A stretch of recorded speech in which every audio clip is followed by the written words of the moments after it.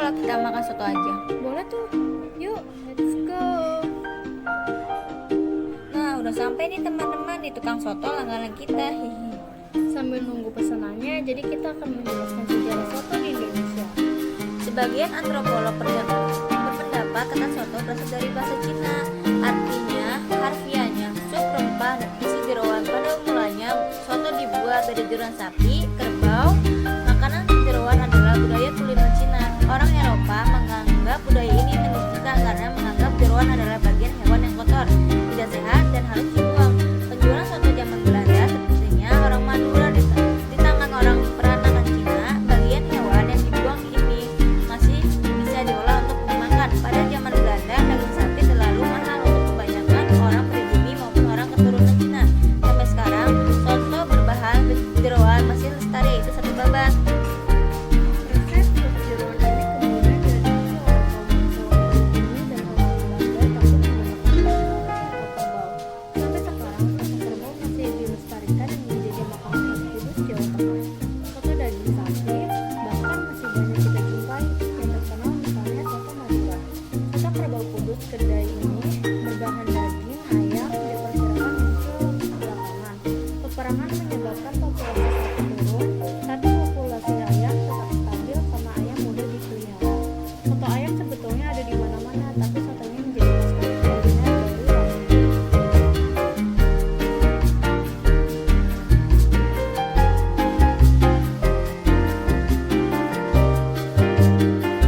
Udah jadi nih teman-teman sotonya. Mari kita makan sotonya di rumah. Tapi jangan lupa dibayar ya teman-teman.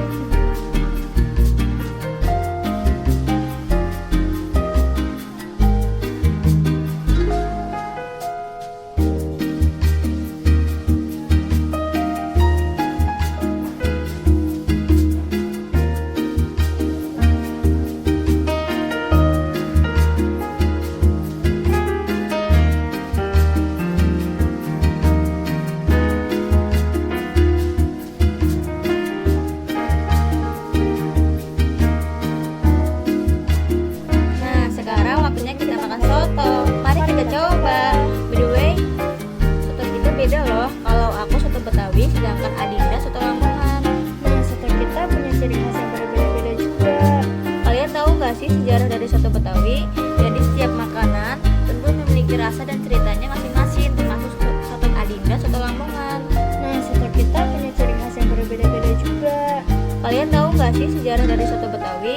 Jadi setiap makanan tentu memiliki rasa dan ceritanya masing-masing, termasuk soto Betawi. Soto Betawi pertama kali dipopulerkan oleh Li Bonpo sejak 1971. Ia adalah pencipta pertama kata soto Betawi dan mulai berjualan sajian ini pada tahun tersebut. Persaingan bisnis terjadi ketika pemilik toko yang pernah disewa mengundang penjual toko lain untuk berdagang. Maksud dari hal tersebut adalah untuk menyaingi dagangan sotonya. Sejak itu, sekitar 1976, Li Bonpo berpikir menamai soto buatannya agar memiliki identitas yang khas. Ia lantas mengumpulkan semua nama soto, mulai dari soto Kudus, Madura, dan lainnya. Namun, untuk soto Jakarta belum ada, dan akhirnya ia menamai soto buatannya dengan sebutan soto Betawi. Sejak itu pula, soto Betawi pertama muncul di kuliner khas Jakarta. Menurut Pusat Data dan Statistik Pendidikan dan Kebudayaan Sekretariat Jenderal Kemendikbud, soto Betawi adalah soto yang disajikan dengan kuah santan. Isi soto Betawi umumnya terdiri atas daging sapi, jeroan, dan aludan sapi. Dan untuk soto Lamongan, soto ini sebetulnya ada di mana-mana, tapi soto ini menjadi maskot kuliner dari Lamongan. Karena kebetulan banyak orang Lamongan yang merantau dan berjualan soto ayam. Mereka inilah yang disebut dengan duta soto. Soto Lamongan mulai terkenal sekitar tahun 1980 sampai 1990. Pada awalnya perantau Lamongan bekerjanya macam-macam. Ternyata mereka yang berjualan soto lebih cepat membangun rumah. Sejak itu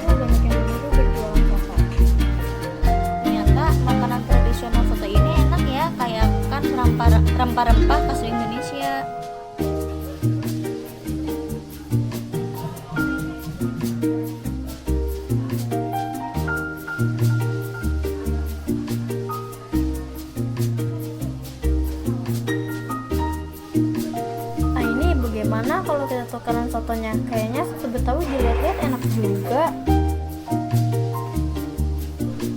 Nah, kita udah tukeran nih guys. Sekarang aku cobain ya. Wah, enaknya soto Betawi, terasa banget santannya, berbeda sama soto Lamongan yang tidak memakai santan. Nah, sekarang aku nyobain soto Lamongan ya. Wah, soto Lamongan gak kalah enak nih. Soto ini sini berbagai macam, ada bihun, telur, ayam, tomat, dan sentuhan jeruk nipis yang membuat soto ini semakin segar.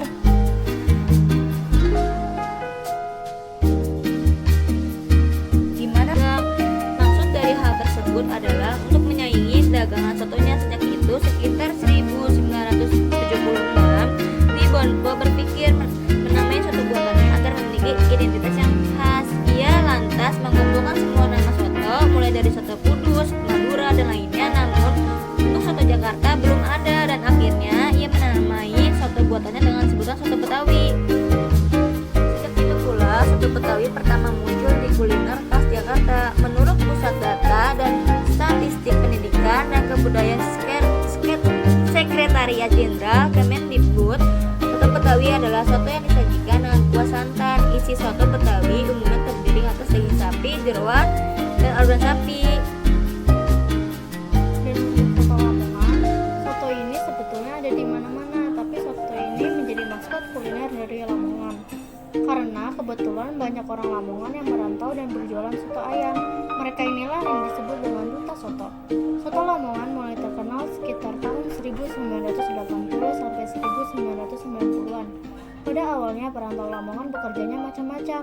Ternyata mereka yang berjualan soto lebih cepat membangun rumah. Sejak itu banyak yang meniru berjualan soto. Ternyata makanan tradisional soto ini enak ya, kayak kan rempah-rempah khas Indonesia.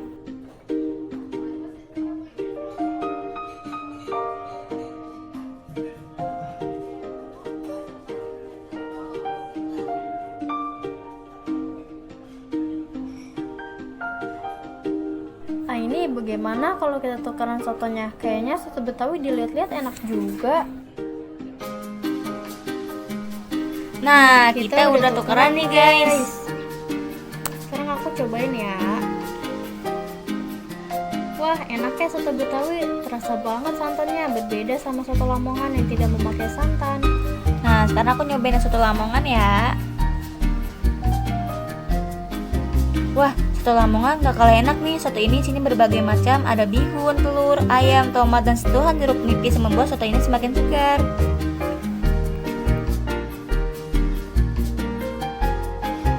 Gimana makan siang kita hari ini, Din?